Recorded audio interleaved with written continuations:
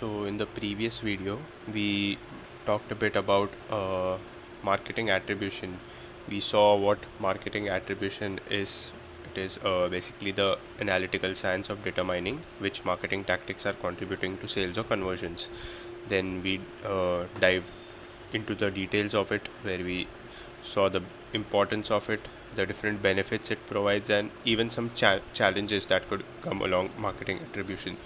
So in this video, we are going further deeper into it, and we'll be talking about attribution in the marketplace, and then how to use attribution, and also we'll be seeing some attribution models that are out there.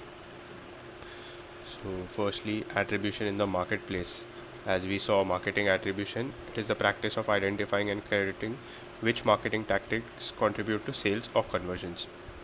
Because consumers no longer follow a straight path from awareness to consideration to purchase, the practice of attribution modeling is increasingly important, which means that it's not just a straight path, there are various touch points that are there in between, and evaluating those touch points and getting the data from there, and which uh, then determining which models to use and how to go about it. So it becomes a big process. It's not just as simple as someone clicking a single link and buying your product. So there are various steps that need to be considered. So for example, marketers need to know how much return on investment to credit to Facebook, to Google AdWords or other channels, or such as events or email, to determine whether they should increase or decrease spending with each vendor or channel.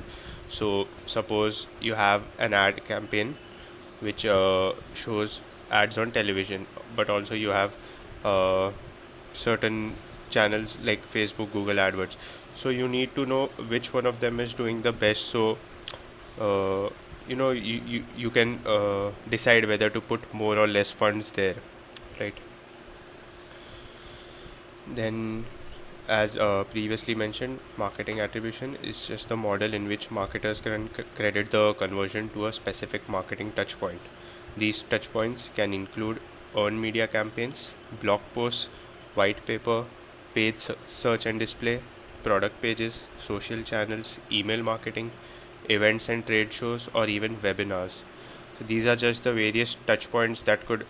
uh, various touch points that are there during a user's journey from being a customer to actually making a purchase, right? So we have seen how important marketing attribution is, and how it can benefit certain organizations.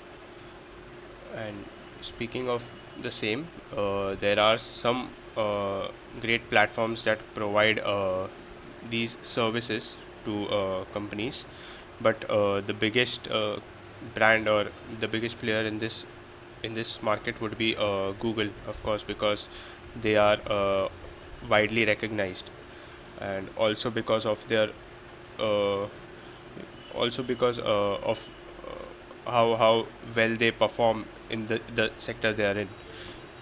So firstly, there's Google attribution. It takes in data across AdWords, Google Analytics, and double-click search without any additional tagging.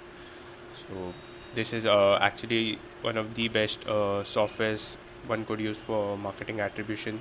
Then there's Visual IQ as well. They provide attribution services to companies as well. Then there's Track Maven, and also we have Google Ads, or AdWords. So Google Ads has their own service of attribution, as you can see here. So there are these various services or companies that provide attribution services to people, but with so much of attribution, with so many you know brands coming in to the market of attribution, there are certain challenges that arise due to them. We already saw challenges in attribution before, but these are some challenges that have risen in the past few years, and let's take a look at them. So some challenges that could occur firstly is the GDPR. So in European nations, they have certain rules which limits the storage of personalized data of customers. So for example, if the customer is on a certain page, like there are many pages where they could search some things, but they are currently on a certain page and they are searching for something. So you could get the data that a customer is searching for something, but you wouldn't be able to see what they are searching for. All right. So this is an example of how limitations on personalized data could happen, and of course, if we don't know what they are searching for, it also uh, impacts the analysis that we have to make. And again, this is just an example of how limiting the storage of personalized data could affect the analysis. Then secondly, the problem of undefined attribution models in two-thirds of the companies, which means that only one-third of the companies have a defined attribution models, and companies, they tend to choose their own attribution models, and as we saw earlier, it is not easy to do so. It requires thinking about many factors, and hence there's this problem of undefined attribution models. Thirdly, measurement of return on investment. So it's said that 43% of the companies, they think that it is hard to measure the return on investment, uh, whereas the number should be much higher, because it is indeed a challenge when it comes to the measurement of return on investment. Again, there are many factors that come into play. You uh, you know you need to have a uh, you need to discuss what the bottom line of your company is, and according to that, you need to choose certain attribution models, and then uh, you need to see how they work for your brand, and ultimately you could measure the return on investment that you're getting from those campaigns. So so let's move on to how to use attribution. So as we spoke in the previous video, there are various attribution models that you can use to create a strategy according to your brand's needs and goals. But since there are so many options, it could also be challenging to identify which one is the best for you. So here are some of the factors you could consider on how to choose a attribution model. So firstly, there's length of sales cycle. What type of sales cycle does your business operate on? How long is that cycle? You could ask questions like these to identify which model is best for you. Then you could ask about customer journey map. How are your customers touch points typically distributed across the marketing funnel? Are they spread out or condensed? So which means if there are like 5 channels, so uh, are all of them doing equally well, or is one doing better than the rest? Is there a pattern like that? Which channels are you leveraging for your marketing tactics? Then you could even speak about campaign objectives. What's the goal of your current marketing campaign? What type of campaigns have you been executing? Are they just promotional, or are you actually focusing on conversions? So these are the factors you could keep in mind while choosing a attribution model, or starting to wonder how to go about marketing attribution. Marketing attribution, it is meant to show specific impact on pipeline and revenue generation. As uh, as marketers push to become more data driven and strategic in their effort, again the educated buyer, they need to tie their campaign back to what matters most for business, the bottom line. So it just let's take an example. So let's say there's a customer and they search for guitars on Google, and they click through the search results for, let's say, guitar.com, and they browse a few sites and they find a guitar that they like, but they don't make a purchase there. Then they continue searching online, and then they find a guitar review site that mentions the guitar that they previously saw, right? Then again they click through and go to the same site, guitar.com, but they still don't make a purchase. They just sign up for a newsletter. But then a few days later, they they get an email from that site because they signed up for the newsletter, and they click through from the email and then finally make the purchase. So this gives us an example of three different channels. Firstly, which was Google, which is your organic search, then the guitar review site where they went secondly and signed up for the newsletter, which is referral, then finally there was the email, which is clicking through from the email. So each of these channels can take credit for the conversion. So moving on from how to use attribution to actually into some attribution models that are out there. So firstly, what are attribution models? Attribution models are just the rule or set of rules that determine how credit for sales and conversion is assigned to touchpoints and conversion paths.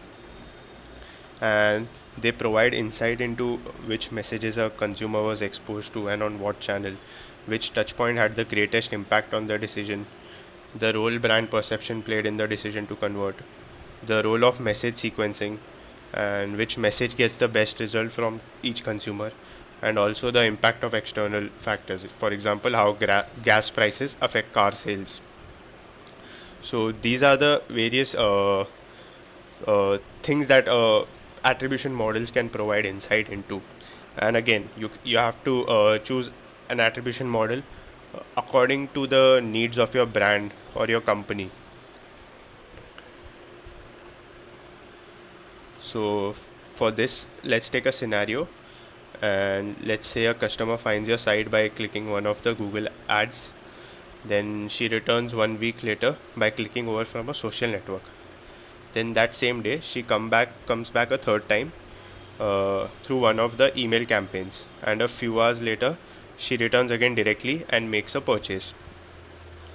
So in this scenario, the first type of model that we are going to be discussing is the last interaction model. So in this scenario, the last interaction attribute model, uh, it gives 100% of the credit to the last touch point, which is the purchase in this case. So the direct channel, because finally she came through the direct channel and made the purchase, so the direct channel would receive 100% of the credit for the sale, right? And this this type of attribution model is widely used because it helps, it helps the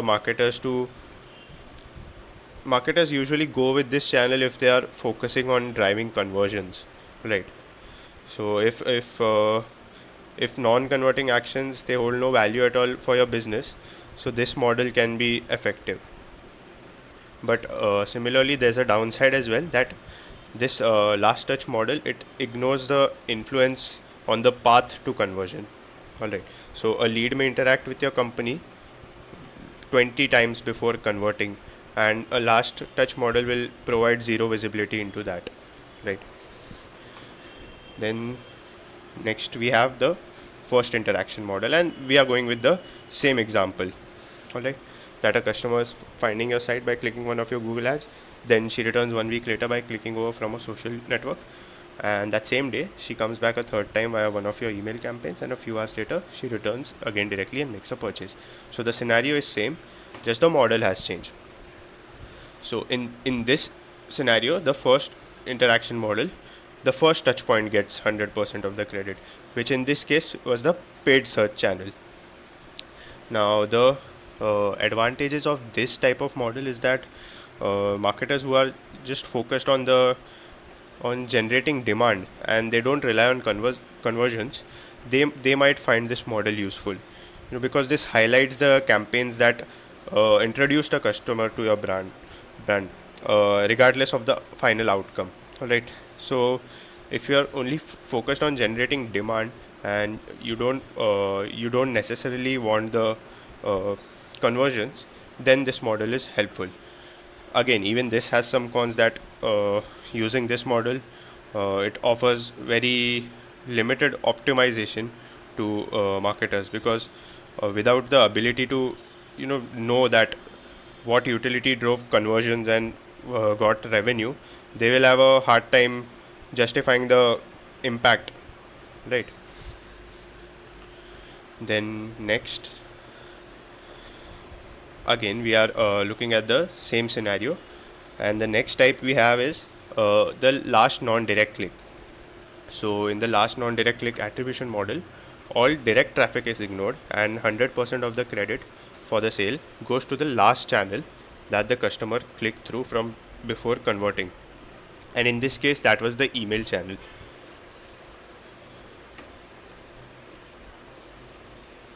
So we saw that when she came back for the third time, she came via one of your email campaigns, and a few hours later she made a purchase, but she had come directly, and we saw that the direct traffic gets ignored, so the credit would go to the email channel in this case. Again, even this has some pros and cons. The advantages is that it makes an important differentiation or distinction between the direct and non-direct traffic, and it is also easier to set up. But there are some disadvantages as well, because it could be overly simplistic, or it could ignore any potential impact that the direct traffic could have, right? Then moving on, we have the linear attribution model, and in this scenario, again, if we were to look at this, linear attribution model just says that each touch point gets equal credit. So in this scenario, each touch point in the email conversion, which in this case was the paid search first, then the social network, then email, and finally the direct channel, and they would share equal credit for the sale. So in this case, it's 25% each. So the advantages of this model is that it offers an easy way to, you know, it offers an easy way to get an idea of your marketing campaigns with multi-touch attribution, right? As we saw with first click and last click, they were single touch, right? So these are multi-touch attributions, and by assigning even credit to each marketing interaction, you can even start optimizing for the customer journey instead of a single activity, which could be first touch or last touch.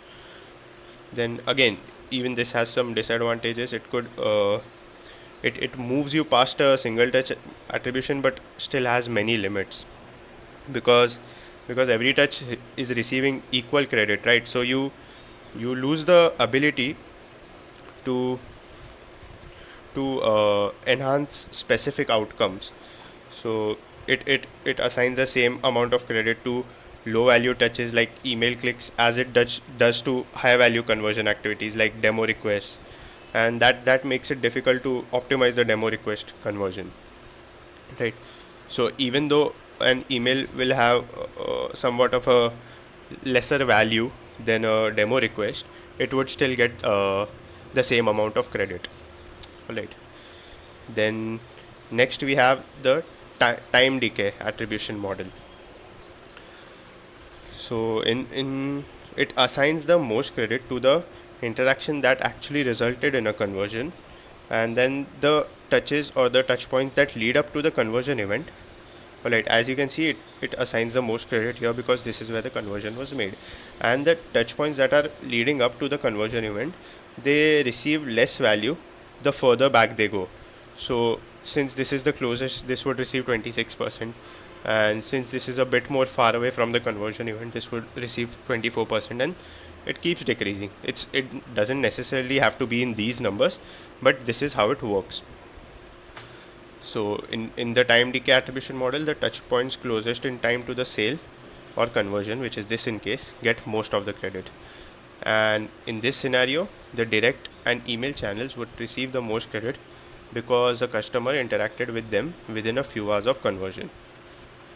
The social network channel would receive less credit than either the direct or email channel. So this is the social network channel, and as you can see, it has received less credit than direct or email channels.